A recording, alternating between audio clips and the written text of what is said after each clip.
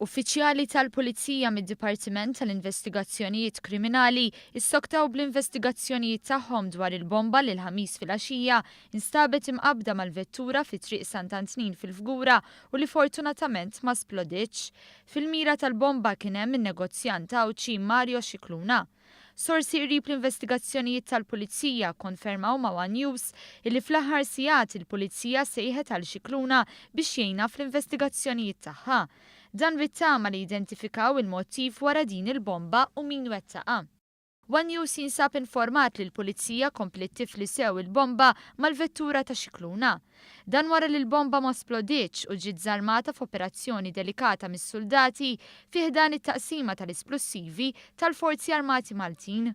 Is-sorsi tagħna qalu li l-fatt li l-isplussiv mal-bomba li x'aktarx kien TNT ma splodix se jgħin bil-bosta lill-investigaturi biex jistabbilixxu x'tip ta' bomba ntużat mal-vettura tan-negozjant. L-investigaturi huma konvinti li l-bomba kienet maħsuba l Xikluna li allegatament huwa magħruf mal-Pulizija.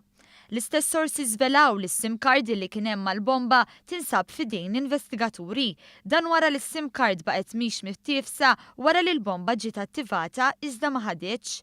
Is-sim card mistennija tkun kruċjali biex il-Pulizija tistabbilixxi min seta' ħadem il-bomba u min poġġiha mal-qiegħ tal-Mitsubishi Pajero ta' Xikluna.